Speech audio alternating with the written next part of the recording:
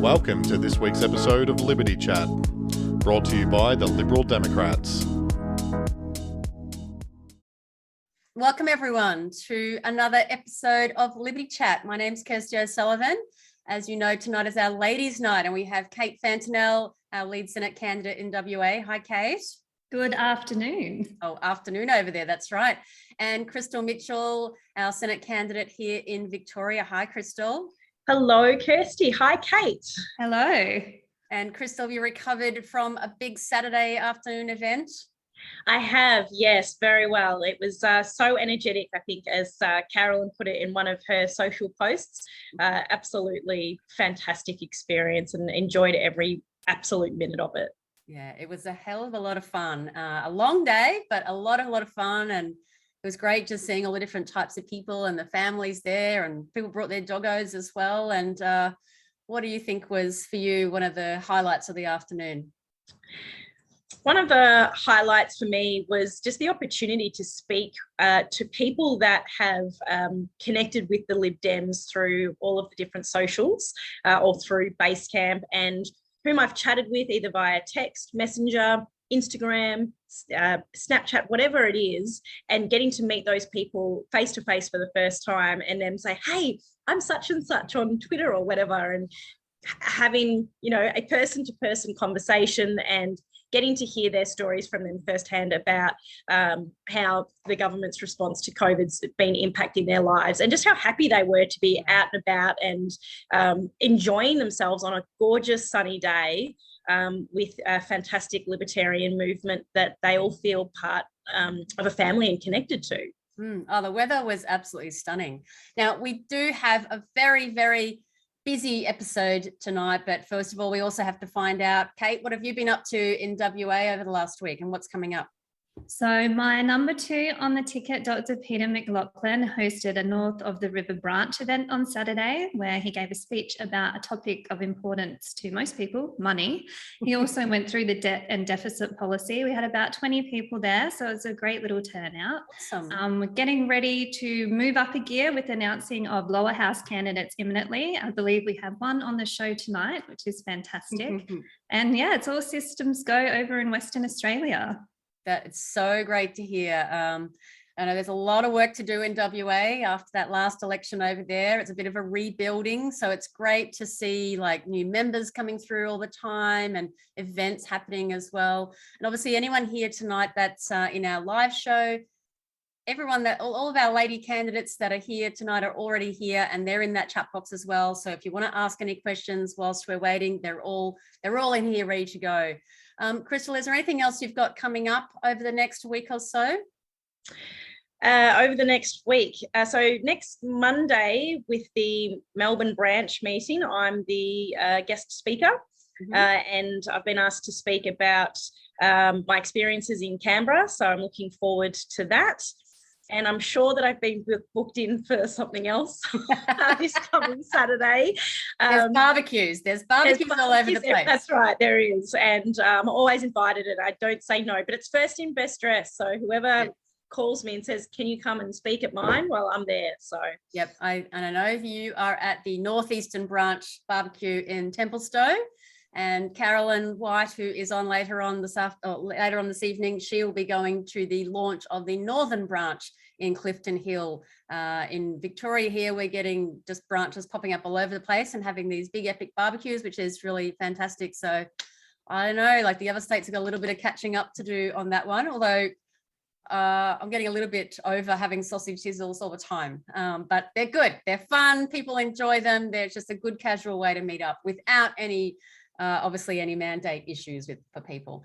Now we're going to kind of break up, because there are so many people on the show tonight, we're breaking them up a little bit into state. We're going to start with Queensland.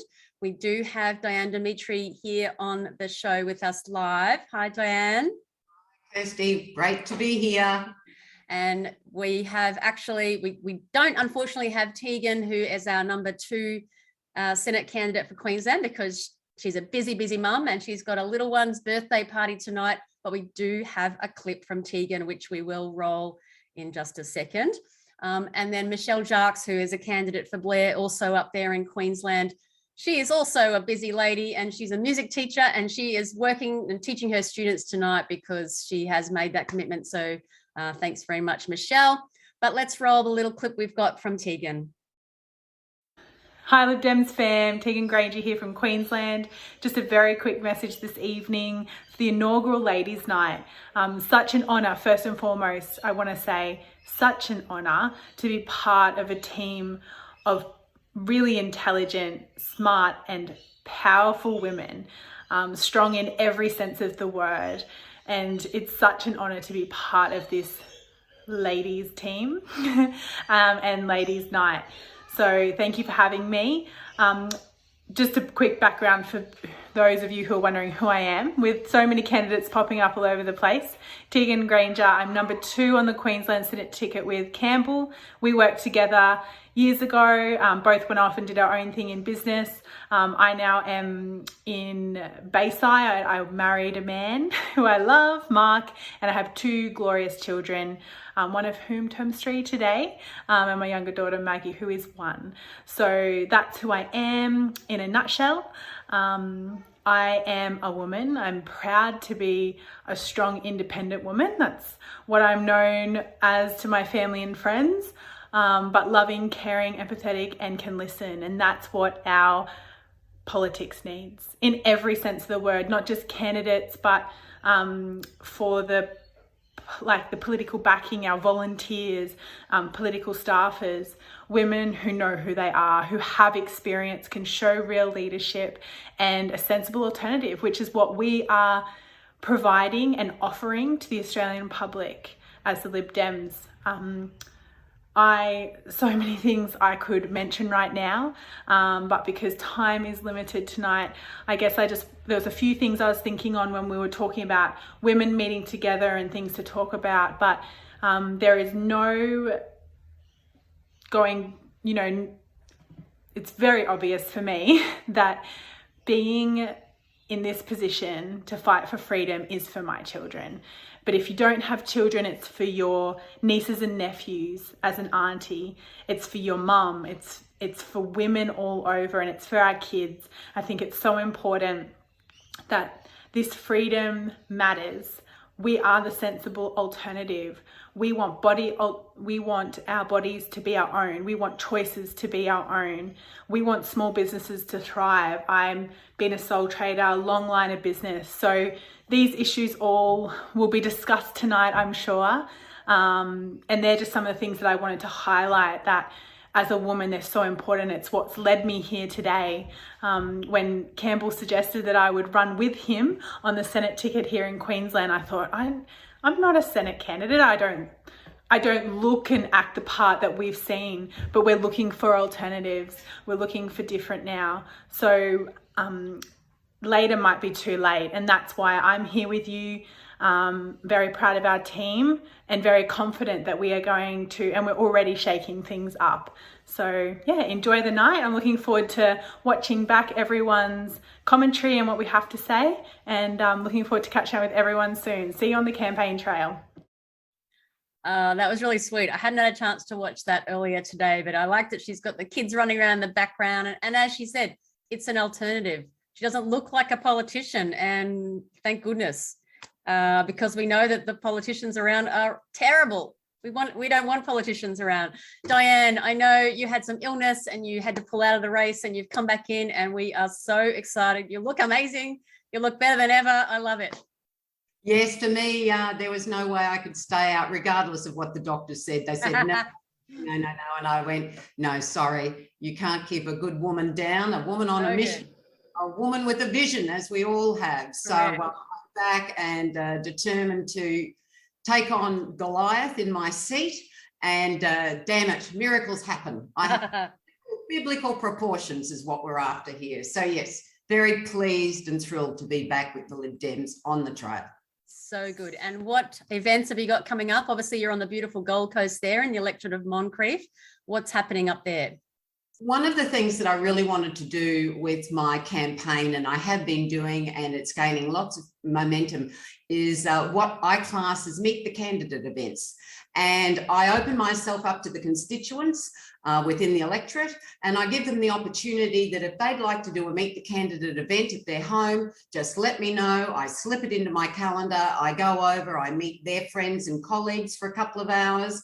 I talk to them about how politics rules our lives, why I'm the sensible alternative for Moncrieff, and they have a chance to actually get to know me, know that I'm not a politician, and that truly I will always put the people before politics, that they can trust me as their advocate, that I do believe in truth, trust and transparency, and they have a chance to ask me questions. So they get to know me. So it's really grassroots politics that I love, and I get to meet people and for people to tell me their stories. So that helps me too, because then I actually benefit from their experience and I get to know what the people here in Moncrieff need, not just across Australia, but here as well. So that's one of the things I'm doing. We'll be ramping up our campaign over the next couple of months, of course. I'll do my launch after the election is announced. And my campaign manager's just organised to put a jolly great truck on the road with my across it. So I don't know if the voters will be happy or unhappy. You're a very glamorous woman, Diane. I'm sure there'll be a lot of very happy people. 2.5 months of seeing this woman driving around and around. You know, anyway, we're going to see how we go because it's all about brand recognition. So we're going down that track. So looking forward to it. Love it. Politics is nothing I ever thought I'd get into. This is just not what I was going to do. I should be retired by now, but I think I'm actually going on my real life purpose now. So if it takes us another 20 to 30 years to clean up this mess, let's do it. Let's get in there, boots and all. I love that. Crystal and Kate, have you got any questions for Diane? I've been seeing on Diane's socials some of those little house visits that she's done and the videos that go along with it, and I think it's great. I just want to know, how much is the truck costing you? Someone donated, an admiring fan donated that to you, Diane? It's coming out of our retirement fund. Oh, no. That's commitment. Yeah, my husband is committed to the freedom cause as much as I am. So yes, that's what's happened. So we figured, you know, we don't want to tell our grandchildren that we were one of the last free Australians. We can't do that. So we have to give it all we've got. This is it for us. This is swan song time. And I couldn't live with myself. I would die with regret, and that's something I will never, ever do. So, you know, what better way to spend some of your retirement fund than on protecting one of the greatest nations on the planet? So that's what we're doing. Spot on, lady. I only had one quick question for Diane, and that is, I mean, that's such an inspirational speech. How do people volunteer to support your campaign up there? They can go onto my website. I'll pop the link up here shortly in the chat. They can go onto my website and just hit volunteer and then pop their name on the form, and I'll get that and I'll put them down on the list, and they'll be getting a phone call from us, and we'll be going from there. I got 45 booths in the electorate of Moncrieff. Wow. We're looking at 400 people for the day that we're going to need, because, you know, as we know, 25% of the electorate doesn't know who they're voting for until they walk in. So it's all about boots on the ground, this campaign, boots on the ground, building the army, making sure we've got everybody, and then, God willing, I'll be sitting in Canberra without a mask. Without a mask. Exactly right. Well, Diane, thank you so much for joining us tonight. I love the fact that, once again, a lady with a different experience, and this is part of why I wanted to, or why we wanted to put on this little show tonight, the fact that we have a huge range of women, all ages, city, country, we've got everything here. Obviously, I'm very jealous of you being up there on the beautiful coast as well. Thanks again, Diane, for joining us. Thank you. Thank you very much, ladies. Bye-bye. Well, we leave Queensland, of which I every week say how very jealous I am of being in Queensland. We're going to come down here to Victoria. We've got 3 Victorian ladies, Patrizia Barcatta, Maya Tessa, and Julia McGrath. Come on board, ladies. Hi, everyone. Hello. So, have the 3 of you recovered from Saturday's event? It was epic. It was amazing. It was So fantastic. Recovered, yes, just. Just. Now, we'll start with you, Maya, because you are on my left on this screen here. Maya, tell us a little bit about yourself. Whereabouts are you running? Tell us maybe even a little bit about your electorate as well, and how did you end up here? Well, so first of all, my electorate is Jagajaga, which goes from North Warrandyte all the way down to Ivanhoe East. So it's a very diverse and very amazingly beautiful place to live. So we've got a lot of different types of supporters here and a lot of different targets that we want to speak to. But as the one great thing about our Freedom Manifesto is that it does cover everything and it's a common sense approach. So people are taking it really, really well, and they're listening to our message. Me, myself, I'm a mother of 4. Eldest is 12, youngest is 2. And and we run our own family business as well. The reason that I've chosen to do this and put my hand up is because someone has to do it. We've seen the effects of what's happened over the last 2 years when you have a government that doesn't have a balance. You know, it's not about taking over the power, it's about creating real balance. And so communication happens between governments. And that's how democracy is supposed to work. Not one party should ever hold the majority. Never, never, never. So we've lost our common sense in Australia, and as a mother, I've seen it hit hardest in the children, and everything that we've put forth and their resilience and everything that we've built them up to be, these kind, generous people who believe in equality and discrimination and anti-discrimination, is not what the governments are doing at the moment. The government is doing the complete opposite. And you go, how can I turn around and say, look towards your leaders because they're leading the way, paving the way, when they're not? So well, I love, Maya, that you are definitely an example of when you want something done, ask a busy person. As you say, mother of 4, business owner. So when people say I'm too busy, there's really no excuse, because, you know, this is why we end up in this situation where we're at now with this terrible leadership problem. So Exactly. And we need, and it's a community effort. Like when I see my community suffer, I've always been the type of person to help, whether it be with charities, whether it be organizations, whether it be something within the community. Right now, the community's suffering. You know, it's not just the cafes that I'm going into and speaking every day to, it's also the suppliers. It's my son's birthday on this Friday, but his birthday party's on Sunday. And I was just speaking to the cake supplier, and he supplies cafes around Australia. And he was saying, the orders aren't there because people aren't coming into the store anymore. So, you know, as much as we think the children have had this mental, effect mentally, it's also been the adults. Adults are now scared to go out. They're scared to socialize, and they're justifying discrimination within themselves. And it's just not right. So enough's enough. And, you know, much like Diane did, you know, we're not hugely financially, you know, well off and living in the Bahamas, but I believe enough in this to be able to put my money where my mouth is. And this is a grassroots campaign, and we're going to support each other because we support Australians. Beautiful. Well, I mean, never mind the Bahamas, the background where you are looks very beautiful up that way. That's like northeastern part of Melbourne. Yeah, we're very tree up here. Very beautiful. Like our trees. Now, Trish Bakara, you are on the opposite end of Melbourne to where Maya is. Tell us about your electorate and a little bit about yourself, Trisha. Yes. Hi, everyone. I'm really excited to be here and chat with all you ladies because there's not a lot of female representation out of my side of town, really. So I'm running for the federal electorate of Lalor, or Lalor, whichever way you would like to pronounce it.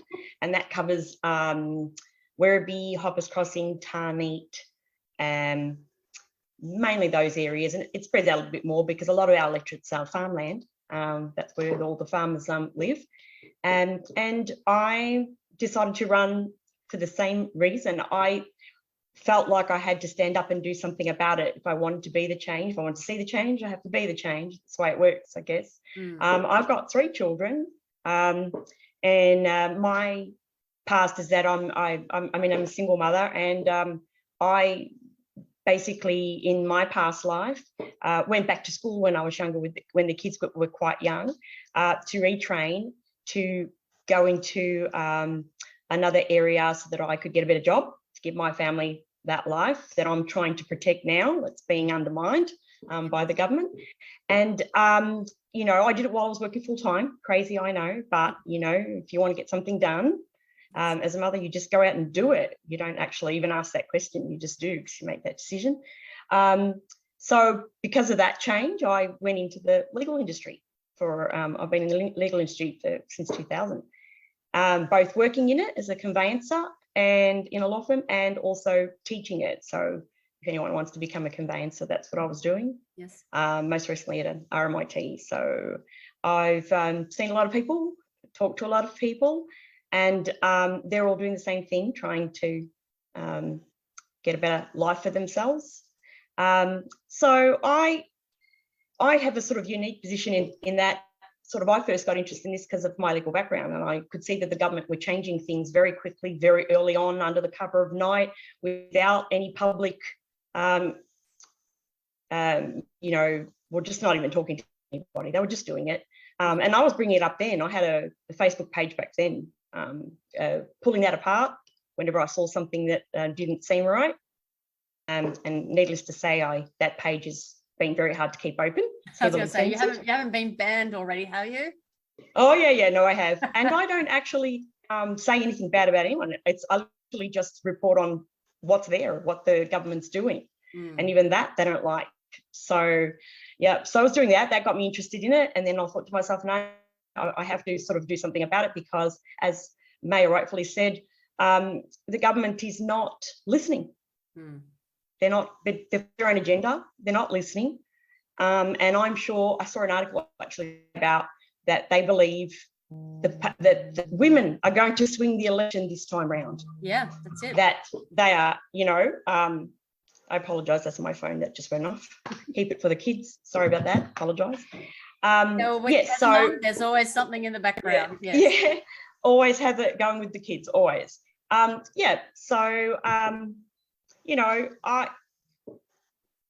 a big believer in everybody having the opportunity to do what it is they choose to do with their life. So my background's education, very, very much a big believer in education, especially to help you out of poverty. And I get involved with a lot of that around my area.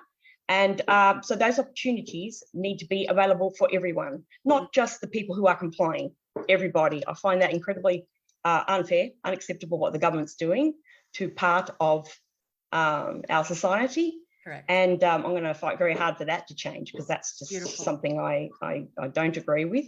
That's all we're here, Trish. Yeah, that's why we're all here. Yeah. So, I can go into a lot of details about what's been happening with the legal industry and the TAFE industry, because we're heavily involved with both. And needless to say, my industry is has heavy government involvement in everything, to the point where we've become tax collectors for the government, which has just made our work double. But, I don't see why we need to get involved in that. That's what we pay the government for. And in the TAFE industry, they've been ripping money out of that for the last 10 years, to the point where, there was nobody, our workload tripled trying to, and now I hear that they're coming out and stating that they want to put money back into, or no, not back into, they're not saying back into it, no, just put money into the TAFE system to, create jobs. Well, if you want something stuffed around, get more government involvement. That's yes. Yes. Now, Trish, how do we follow you on socials? You've got your candidate Facebook page now, yes? Yes. Beautiful. Yes, I'll put the link up for that. Yep, definitely put the link in there. That's awesome. Facebook, Twitter, Instagram, like everyone else, trying to get it out there. Yes. And for any of our candidates here and anyone watching tonight and listening later on the edit, please like, follow, share all of our candidates. We know we've got to fight this on social media. I know we keep saying it every week. Julia McGrath, welcome. You're a bit of a sneaky one in tonight. Not quite announced yet, so this is our little exclusive with you, Julia. Welcome to Libby Chat. Thanks, Kirsty. Sorry about the delay. That's fine. Whereabouts? Tell us about your electorate. Whereabouts are you? Tell us a little bit about yourself. I've thrown my hand up to run for the election of Ballarat. For those that don't know, it's sort of a rostered on Labor safe seat. We have an incumbent that's been there for approximately 2 decades. As Diane said, miracles do happen. And as David Limbrick said on Saturday, That's where this is where the original revolution occurred. So we hold hope. We can always hold hope. But about me, I unlike a lot of people here today and who have recently joined the party, I've been slowly drifting towards finding myself in the company of libertarians for about 10 years. Watch out. So it was a very slow... You become addicted to memes and stuff like that and start wearing a fedora or something, right? Oh dear. Is that what libertarians do? Apparently. It was a very slow burn, and I must say I struggled against it internally for a really long time, but it probably largely stems from my professional background, so I'll just really quickly canvass that as an intro to myself. I am a lawyer. I started in an industrial law firm where I saw what red tape was doing to enterprise and businesses, really suffocating with overregulation. It's one of the most regulated areas of policy. I then moved into succession law, and for those that don't know much about succession law, that's wills, estates and inheritance claims. And what I came to learn really quickly was that inheritance claims are really a way for the legislature and the courts to redistribute wealth after you die, based on state-imposed notions of morality. Now, if you can't see the problem with that, then maybe I'm in the wrong group, but that was deeply troubling for me. So I moved on and I started a practice in administrative law. I was paid essentially to keep bureaucrats and their decision-making. I was acting as a check and balance on bureaucrat decision-making, essentially. I really enjoyed that quite niche market, but there was an abundance of work. The issue is the average person that's on the receiving end of a bureaucratic decision or a public servant's decision is usually unable to afford legal fees. So it was a no-cost jurisdiction in which I operated. So I usually just got really high-profile matters. And one in particular was probably the watershed moment for me. It's called, for anyone interested, Clark and the Public Advocate, or BC and the Public Advocate, where we essentially were part of a team of litigators that sued the Public Advocate in South Australia for, it started in the administrative tribunal. We were reviewing a decision of theirs, or a range of decisions of theirs, which related to medical restraints, chemical and physical. Quite a troubling jurisdiction for those that do know a little bit about it. And what we found, we were in this administrative tribunal where we couldn't get out of it. It was Kafkaesque. We would review a decision and they would send it back down to the original decision maker to redetermine the matter. We'd appeal it, we'd go back up, we'd come back down. It was a nightmare, and legal fees were increasing. It was a matter that was really urgent by nature. The last good years of a person's life subject to restraints. This is a modern day liberty case unfolding before us. So we went to the Supreme Court and we sued for the writ of habeas corpus, and that was granted. It's a modern day liberty case. Wow. For those that don't know what habeas corpus is, it's essentially it's the protection against unlawful detention, particularly by states. That was a win. That was a win for liberty. That was a win for natural justice, for transparency, for libertarians everywhere. But it caused deep disillusionment within me and how the rule of law was operating and applied to public institutions. So I took some long service leave. I travelled. I ended up in Cuba, of all places, which wasn't helping the situation and my mistrust of governments. But then, like you, Patricia, I decided to be the change that I wanted to see. I joined the public service. It was around the time of Dondale, the Dondale Detention Centre crisis, where human rights were being trod on for possibly the most vulnerable populations that we have. And so I joined the public service to bring some proportionality and rationality into decision making. I was also inspired by Colleen Gwynn at the time, the Northern Territory Child Commissioner. But that wasn't the panacea that I had hoped. It just entrenched my concern about the actions of government. Yes. It confirmed my view that government isn't well equipped to respond to social problems, complex social problems. Yeah. That is the real definer right there, as we know. Absolutely. And as Reagan said, I think it was Reagan, Government isn't the answer, it's often the problem. And I think that really resonates with me. So just in summary, I find myself here, the state of play is that I don't want to work within a politicised court system where I can't bring myself to subscribe to the rule of law in the same way that I once did. I don't want to be a public service servant because I think I'm part of the problem. And that really leaves not much other than putting my money where my mouth is, Trish, to steal your words, and to throw my hat in the ring and try and advocate for change and be a sensible alternative. Well, we welcome you, Julia, and looking forward to the official announcement, but this is our little Liberty Chat exclusive. Welcome and thank you so much. And thank you, the three ladies we've got here tonight, all our wonderful Victorian ladies. Goodbye and thanks for joining us tonight. And obviously those ladies are also going to be in the chat box. They will share all of their social media so that you can please follow them. Now we've got our next crop of Victorian ladies. What do you think about these ladies so far, Crystal and Kate? I have goosebumps. This is so inspiring. I'm sitting here thinking, wow, like the party has grown so much. I've been around for a long time.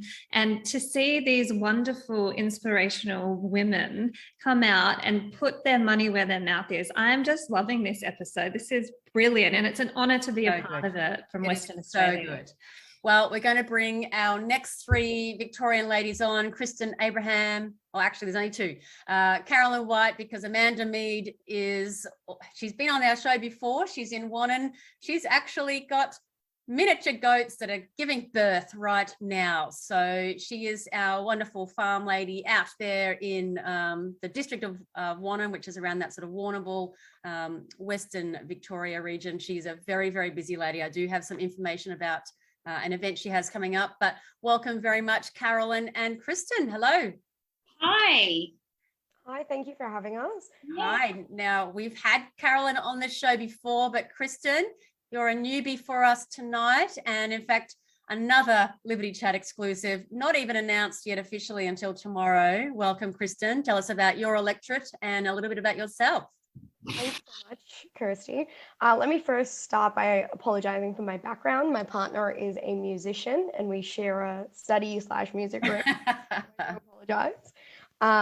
So I'm running for the seat of Flinders. For those of you that don't know, that is the Mornington Peninsula down here in Victoria. It is actually Greg Hunt's electorate. As most of you probably know Greg Hunt. He's resigned this year, so there is a lot of people putting their hat in the ring down here in Flinders. The person that does the MCJ report, he's running for the United Australia Party. We have an ex-mayor of Mornington running, and then a Liberal candidate as well, which this is obviously a Liberal seat because of Greg Hunt. So it is anyone's game, this election. I know the people of the peninsula, or the seat of Flinders, is angry. We're mad. We aren't represented. We're such a diverse bunch down here, and we want more from our politicians. And I guess, like Trish and Julia, we have to be the change that we want to see, and that's why I'm putting my hat in the ring. Yeah, and you're a young woman, and I love to see this where young people are also getting involved, because often your voice is ignored. And as we know, like, young people have been some of the most affected over the last couple of years as well. Like, a lot of people with studying or part-time jobs, and a lot of working in hospitality, that kind of thing as well. What brought you to the party, and what made you have that sort of crazy notion of putting your hand up as a candidate? Yeah, so I've always been interested in politics. COVID obviously brought that to the forefront. You couldn't not, I believe if people like me and Trish and Julia, if we don't stand up and if we don't fight, we will be destined to have career politicians. Correct. Than us, and mostly older men as well. And there's nothing wrong with older men representing us sometimes, but we wouldn't want our fathers speaking for us, or our husbands or our partners. So, why should we sit by and let them speak for us now? So it's amazing that, the Liberal Democrats have obviously endorsed all of these beautiful women here today. And I think if we are, as women, going to get 50% of women on boards and, you know, change the pay disparity that's out there, we also have a role to play. We have to fight. We have to take risks. And if we don't, we will be stuck in the same 2 steps behind as we are right now. Yeah. And I think, and you bring up a very good point as well, like talking about the 50%. I'm not a fan of gender quotas. And this is one of the great things that I love with all of you women here tonight and the other women that we've got involved in the background of the party as volunteers and etc. We have such awesome women around here, women who know what they're talking about, they know who they are, and it's so great that we don't have to enforce any crazy quotas because we've got great women that want to put their hand up as well. And speaking of great women, Carolyn, how have you been after Saturday's effort you put in? Carolyn was the chief organizer of the massive Victorian campaign launch. Have you slept? Like, what have you been doing? Oh, I think I spent Monday on the couch, but I can't help myself, you know, back into it this week. It's all good. Yes. Yeah. Well, I think it was the biggest event the Liberal Democrats have ever held. I would definitely say so. And certainly the most fun as well. We've never had an event that fun. It was super fun. Well, I was going to talk about fun because, you know, that's a really big value of mine. And you know, if we're not having fun, then what's the point? So no, it was good. Everyone was having a good time. Awesome. Yes. What have you got coming up over the next few weeks? Have you even thought that far after having that? Now that that's out of the way, what's next? No, not really. I mean, I know we've got the new branch opening in Clifton Hill. That's right. The new northern branch, yes. So I'll be speaking at that with David on the weekend. Yeah, other than that, it's just I'm still on a high from the weekend. You know, yeah, there's so many people that helped us put that together with so many amazing artists and so much great feedback. Yeah, so still really buzzing about that before I look at it. Well, we'll at least give you 1 week where you can celebrate and look back on that and then until it's back to work. Now, obviously, Carolyn, anyone people have often already seen you on the show and have seen your socials, but obviously please like, follow, share. Kristen is so new. There's not even the socials to follow just yet, but it will happen very soon, I'm very sure, Kristen.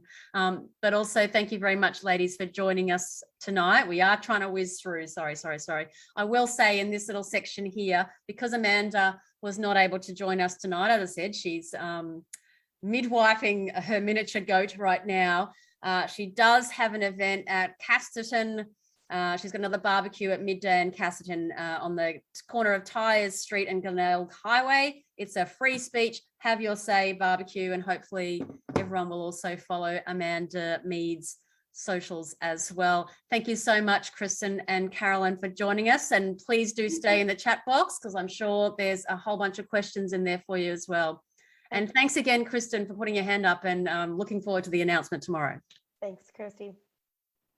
Bye, ladies. Now, I know Kate's going to be very happy. We are going to WA. We welcome Jacqueline. Now I'm going to, is it Hollyrod? How do I pronounce his surname? Sorry. Holroyd. Holroyd. It's so obvious. In my head, I had Hollyroyd. I had it completely wrong. I'm so sorry, Jacqueline. Tell us a little bit. Welcome to Liberty Chat for a start. Thank you. Absolutely awesome to be here and just inspiring to listen to all the stories and so you know, good. all the ages, everything. It's great. Yeah. Now tell us about you know, what your candidacy is for and a little bit about yourself. Yeah. So I'm very, very new to this whole thing. So I'm, you know, have to be led a little bit.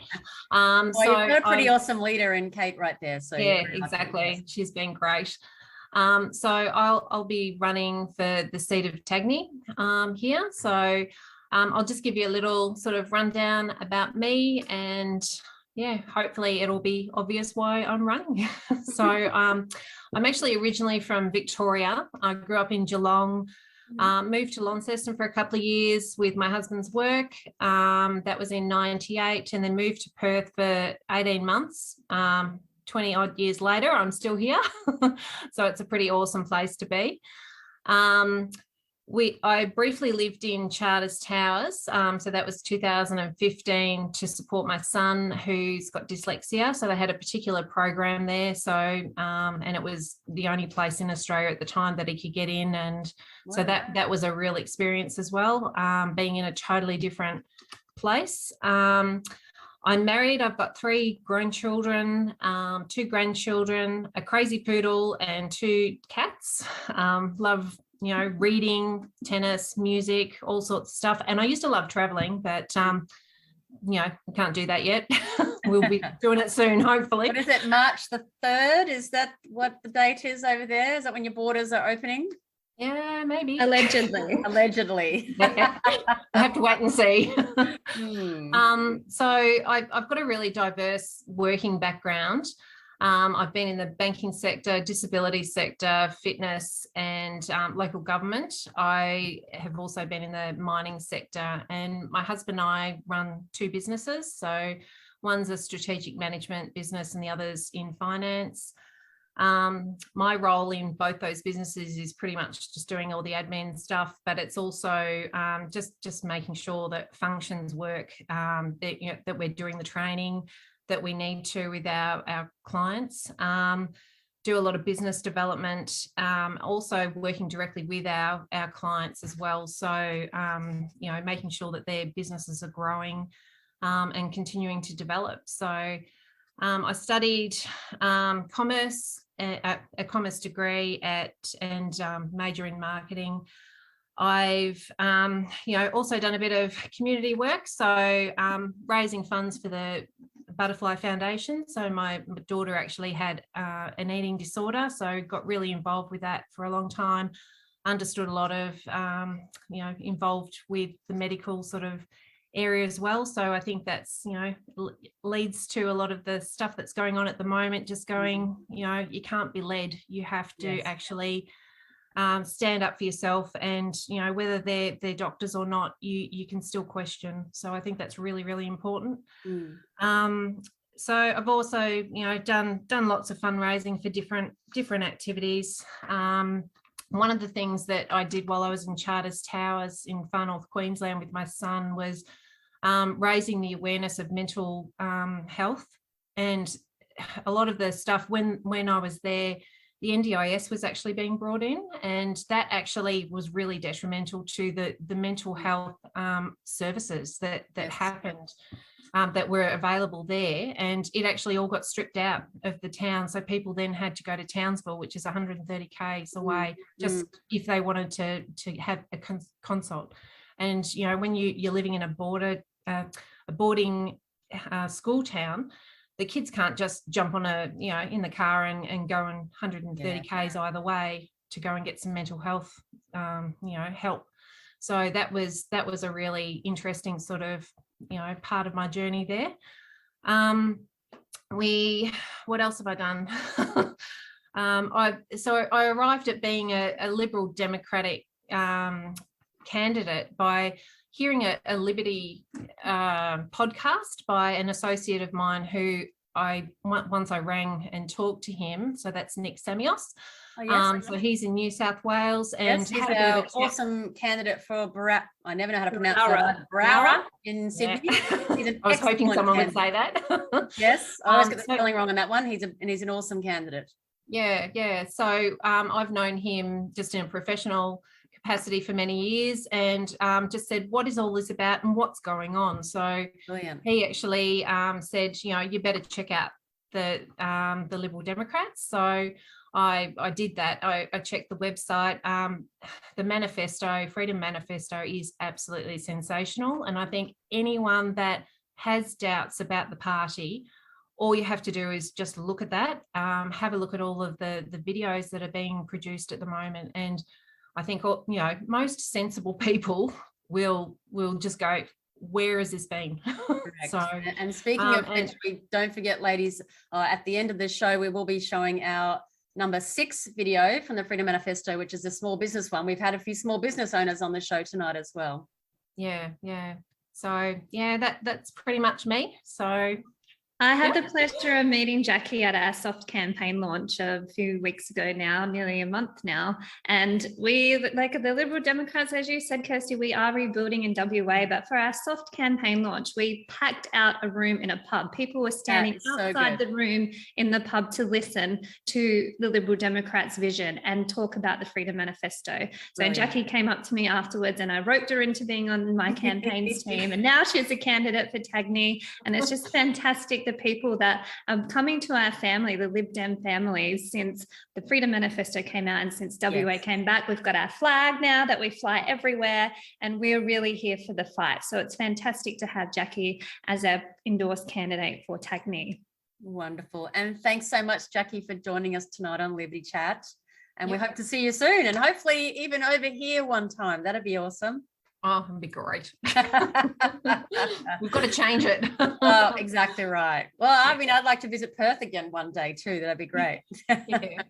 Thanks so much for joining us, Jackie. Thanks. Now, we actually have, of course, we can't go without a blistery history episode, but because this is a No Boys show, we have a ring-in from New South Wales tonight, Dara McDonald doing our blistery history tonight. And this one is, of course, on Margaret Thatcher. So I do have my Maggie mug here. Welcome, Dara. Welcome to Liberty Chat. Thanks for having me. I feel like the honorary John Ruddick. You are the honorary John Ruddick. Much better looking, don't worry. Well, so I'm not practiced at this, and it was a bit of a throw together. It's been a busy week. So Margaret Maggie Thatcher, born October 13th, 1925 in Grantham, Lincolnshire, England. She has many firsts to her name. The first is that she's the first woman prime minister in the whole of Europe. That's pretty good.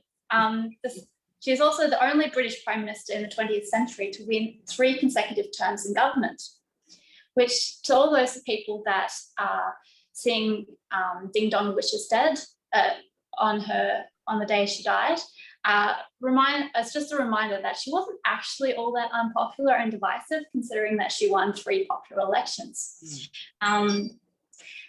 She's also Britain's longest continuously serving prime minister since 1827.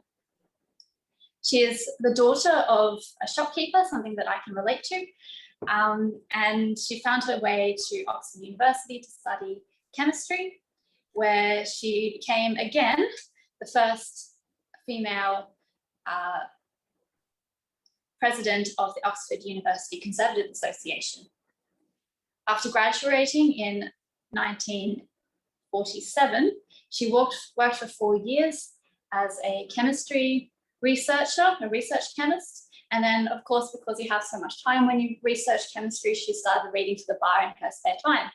And then she later went on to specialize in tax law, which again is not a pursuit that is something that should be taken on lightly.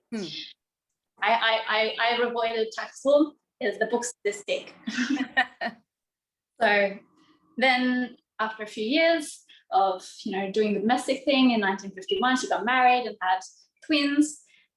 She had an unsuccessful run for Parliament. Then finally in 1959 she entered the House of Commons after winning the safe Conservative seat of Finchley in northern London. She then had a very successful career as just generally in politics. She had many portfolios, which I'm not going to go into because there's too many of them and we don't have time for that. So I'm going to skip forward until 1975 when she became the leader of the Tories and went on to lead the Conservative Party to electoral victory in 1979. Following, this was a year of many strikes and became known as the Winter of Discontent. And because of that, she was catapulted to victory.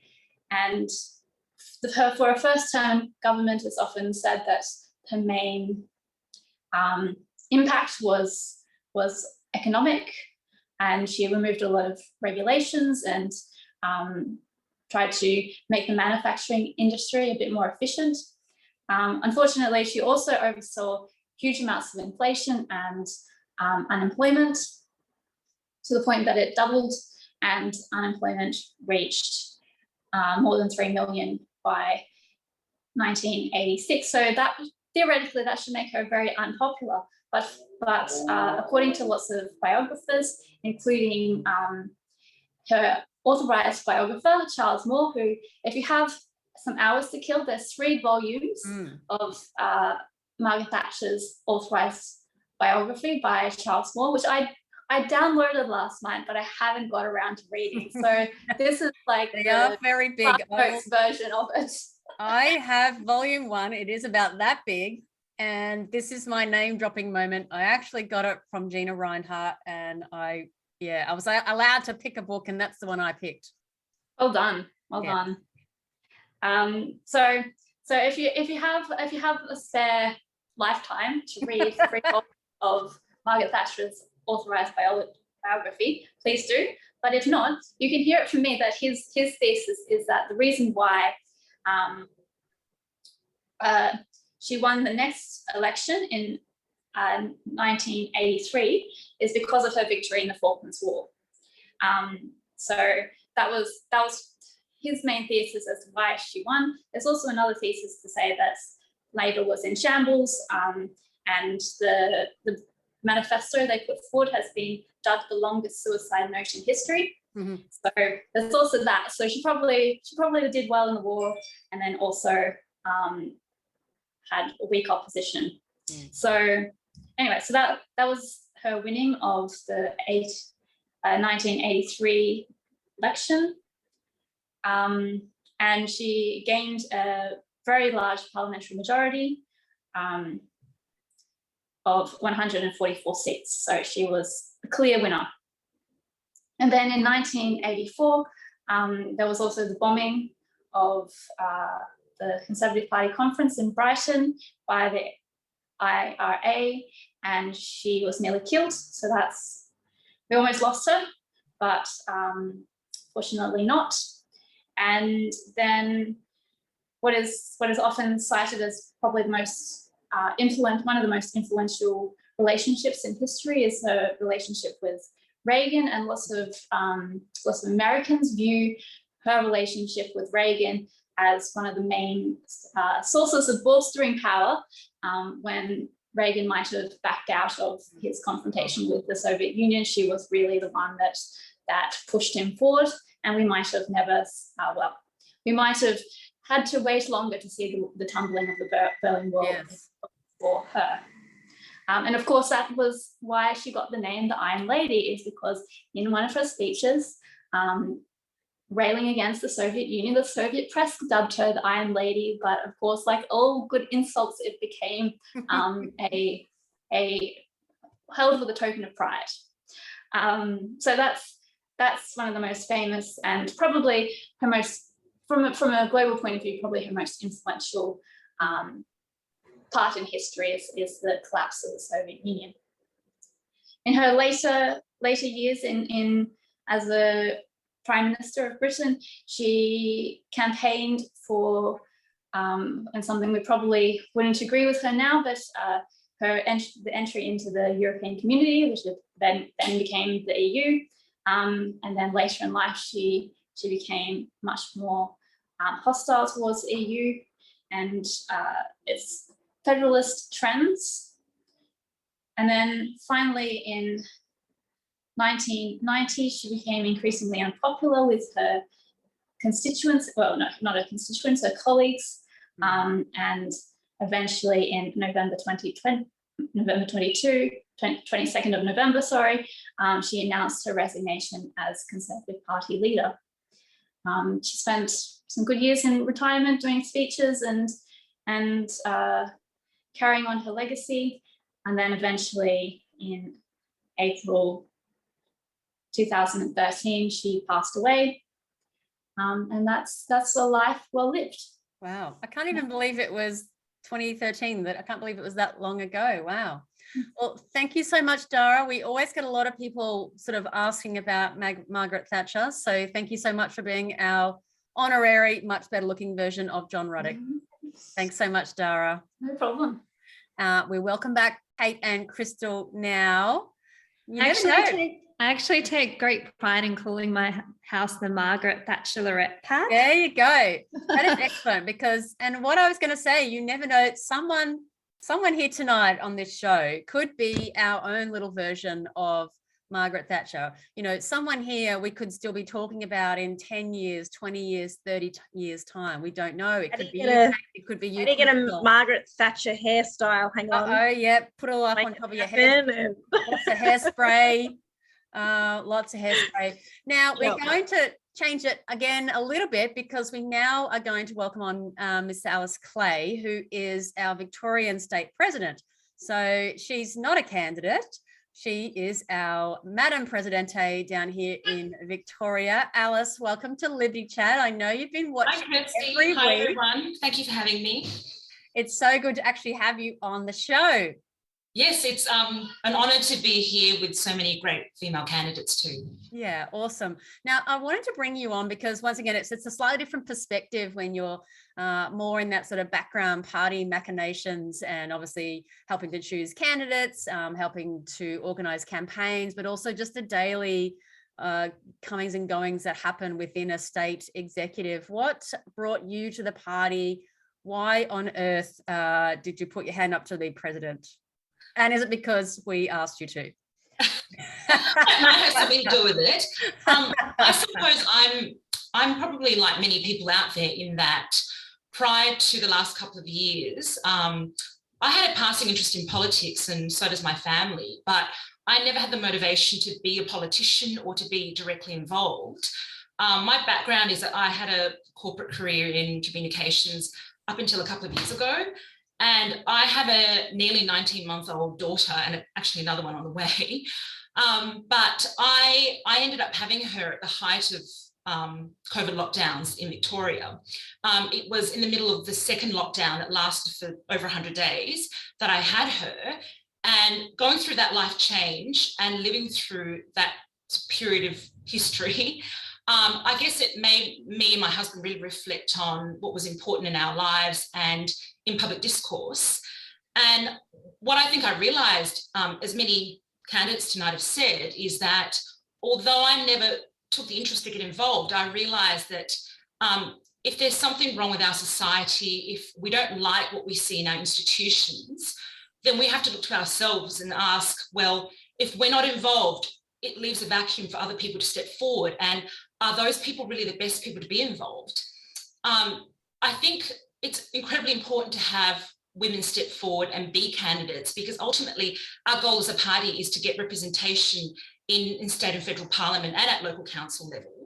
However, I completely acknowledge that not everyone feels that that is for them because although you shouldn't write yourself off, you should also know yourself and not everyone is sort of well suited to that public role. And I'm definitely in that camp myself. I've never had an interest in being a public face. I'm quite sort of shy about publicity. So that was never for me. But I think at the end of the day, we can get involved in different ways. And for me, I got involved in the party gradually more and more over the last couple of years because of that situation.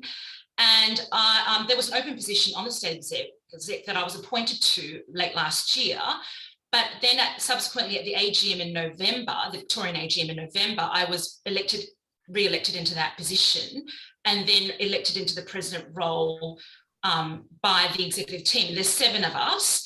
And I guess to explain what the exec does really is that in Victoria, we have members of parliament representing us in the Victorian Parliament, in David Limbrick and Tim Quilty. So the party actually has a wing that's a parliamentary wing. The executive really looks after the administrative wing of the party in that we oversee our members who we feel are incredibly important and really the heart and soul of our party. But we oversee things like, apart from overseeing the needs of our members, we oversee things like branches, the finances of the party. And obviously in an election year where we have a state and federal election in Victoria, there's a lot of effort in the background to ensure that we are as successful as possible at these elections and that we support our candidates. We have a campaign manager in Rick Westgarth, but the executive works very closely with him to support those candidates. And we also have a role in selecting those candidates. So I think that's how I describe sort of what we are and how I I arrived at this position. And I think I will admit that at probably every step of the way, I was quite reluctant. So I'm incredibly sort of empathetic to people whose instinct isn't to really jump in and get involved and take on sort of leadership roles and have busy lives. But I would encourage you to sort of think about what you have to offer and where you would fit in, because there's such diverse ways for people to be involved. And although running is very important, I think there's just a multitude of ways in which you can get involved. So you don't have to sort of rule yourself out if you don't feel that something is right for you.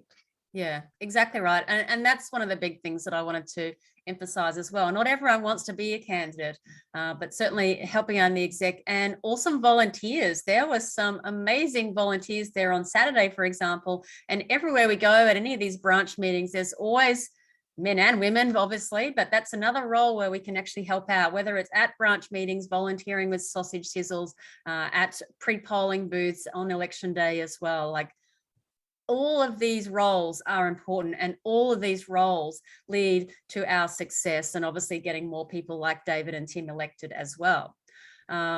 Crystal, Kate, what do you think about the whole idea of being on the executive and Alice's role, for example? Well, I served on the WA State Executive, so I can empathise with you, Alice, about the time and commitment it takes, but it is being part of the solution is really important. So that's why we need these people, even if it's just an hour on a Saturday letterbox dropping, anything you can do to help promote our party, it really does go a long way. Exactly. And hats off to David Limbrick and Tim Quilty today, who passed a motion that means COVID general workers vaccine mandates will be looked at by the Independent Pandemic Management Advisory Committee.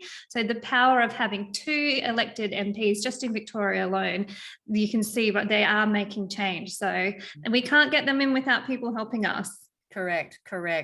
Well, we do have to move on. Thank you so much, Alice, for joining us. Alice has a little one in the background. It is her bedtime. Now, of course, we are going to play our number 6 Freedom Manifesto video and have a little chat about it at the end. Let's see what everyone thinks. Small Business, starring Mr. John Ruddick again. The government keeps piling on more regulations that they are suffocating small business. Between 2013 and 2017, this Liberal government added over 100,000 pages of regulation. Hi, I'm John Ruddick and I'm running for the Liberal Democrats as their Senate candidate in New South Wales. In this video, I want to talk about the 6th policy in the Liberal Democrats' Freedom Manifesto, a small business policy. Research shows that red tape costs the Australian economy $176 billion every year. Some regulation is essential, but most of the time it's pointless and it just feeds the bureaucracy. The Liberal Democrats want to cut red tape so small business can thrive. We will do this by implementing the following. 1 in, 2 out policy. Every 1 new regulation issued, at least 2 prior regulations must be identified for elimination. We need to remove retail trading hour restrictions. Businesses must be able to determine their own opening hours without government interference. Cut and decentralise the minimum wage. Australia currently has the highest minimum wage in the world. Larger businesses can afford to replace workers with machines or offshore, but small businesses just have to cope with less staff. We need to relax occupational licensing and certification. No more pointless PDF questions to get your cert for unskilled roles. We've got to learn on the job. We need to cut green tape. Environmental regulations are out of control and look set to worsen with the insane net zero emission targets. Technology and entrepreneurialism will do a far better job at protecting the planet than a bunch of politicians flying on their private jets to catastrophise climate alarmism conferences. We need a government that is pro-startups, not one that's always trying to sort of bully new entrepreneurs. We need to liberalise employment law. We'd make it easy and straightforward for small businesses to employ people under flexible agreements that work for employer and employee. One of the most heartbreaking outcomes of COVID hysteria is that it has smashed small business and strengthened the dominance of big business. Big business is big enough to look after itself. The Liberal Democrats' small business policy will see more people employed, more small businesses thriving, and entrepreneurs creating a better future for us all. Please check out our Freedom Manifesto.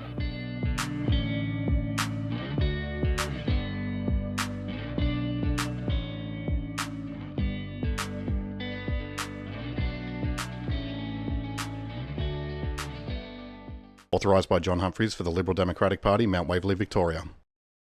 There we go. Number 6. What do we think? Love it.